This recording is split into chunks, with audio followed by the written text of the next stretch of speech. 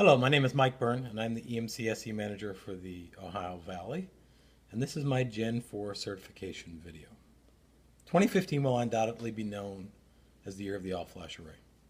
The reasons for that are simple, right? We've reached the point where, because of advanced data services, data reduction, things like that, the economics just make sense, right?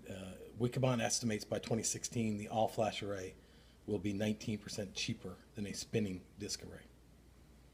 Right? The popularity of the all-flash array is something that the storage industry really hasn't seen since the disk drive. Right? There's a huge number of players out there, a lot of different products, and most of those players would have you believe that anything all-flash will meet all of your current and future needs. That's simply not true. Right? Architecture still matters, and in many cases, architecture matters more now than ever. Right? As we continue to see business requirements increase, performance increase, business needs increase, you're going to need to ensure you have a storage array that's going to scale with you and continue to meet your future, and in many cases, unpredicted needs. So what I'd like to do over the next few minutes is walk you through the evolution of flash in the data center. Flash was originally introduced in 2008 by EMC. Right? We start putting flash drives in our enterprise Symmetrix and VNX arrays. Right? We utilize the flash drives as essentially an extended caching tier. Right? The ability to be able to take a small amount of data, bring it up into the flash, and give you as a customer better performance. Right? This worked very well. The challenge was I was constantly having to make decisions from an array perspective as to what data had most value, and moving that around and things like that, and it just became cumbersome overall. Right? In the second generation, we actually saw companies like Tintree and Nimble and people like that start building arrays with more flash in them. Right? Essentially what they did is they created a larger tier. Right? So they put more flash in front of spinning media. Right? And by and large, this generation's kind of become known as the generation of insignificance because while it introduced flash, it really just elongated the problem a little bit. Right? That still, once you filled the flash tier, you're only, at that point, you still had to go back to the spinning drives. Right? And you saw a very different performance profile from the spinning drives and the all-flash drives. Which really brings us to Generation 3.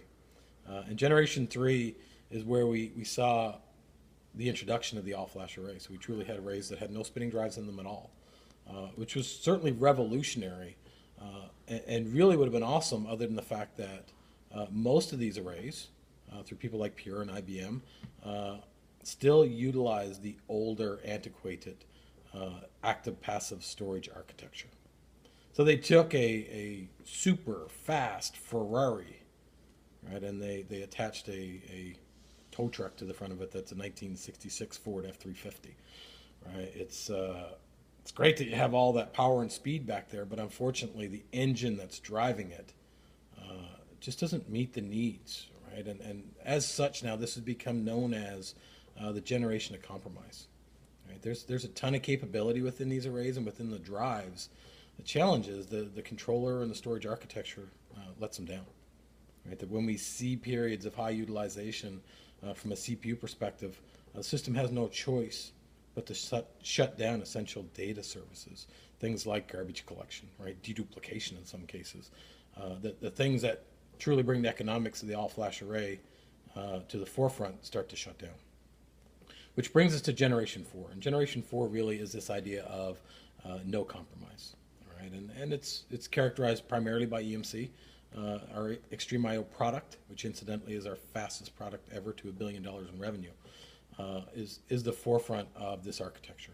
And really what makes it different is the fact that we utilize a scale-out architecture for our controllers. What that simply means is the fact that every time we add capacity, we also add CPU and memory. Right? So we ensure that our CPU and memory and those sorts of things never become a bottleneck. And really what that allows you to do is a couple things. One is to make sure your data services are always on, never shut down. Right? Because again, back to the value proposition, I have to have those data services online and available. Right? The other very important part of this is the fact that I get extremely low latency and extremely predictable low latency.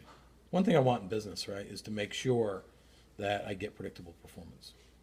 Right? Some of the Gen 3 arrays will get into these death spirals where when garbage collection is running and things like that and services start shutting down, they truly have latencies that are much higher than disk, in some cases, 40 milliseconds or more. Another huge benefit of the scale-out architecture is the fact that I get to leverage as many of these advanced snapshots to be able to truly provide value to my business. Right, in our array today, we can do 8,192 unique read-writable snapshots of your data. Every time I take a snapshot, it's 100% free from a space perspective. Right? I don't create any new metadata. I don't create any new space. I just give you business value for no investment. So it's a great way to be able to drive the value proposition of the all-flash array. Thank you for your time. I do want to encourage you to not just take my word for it. All right, take a few minutes, go out, take a look at a Wikibon article by David Floyer. He kind of walks you through the different generations of all-flash. And then I would also encourage everyone to take a look at the IDC studies that talk about how to test these all-flash arrays. Right, there's no doubt that all-flash is going to completely revolutionize the data center. Just make sure you're choosing an architecture that's going to grow with you in the future. With that, it completes my Gen 4 certification. I do want to thank all of the other EMC Ohio Valley SEs that have completed their Gen 4 certification as well. And I want to challenge all of our partner SEs within the Ohio Valley to complete their Gen 4 certification in 2016. I'd be remiss if I didn't take this opportunity to thank all of my team and all of the extended team for everything they've done in 2015 and wish them the very best for 2016. Thank you very much, everyone, and have a happy new year.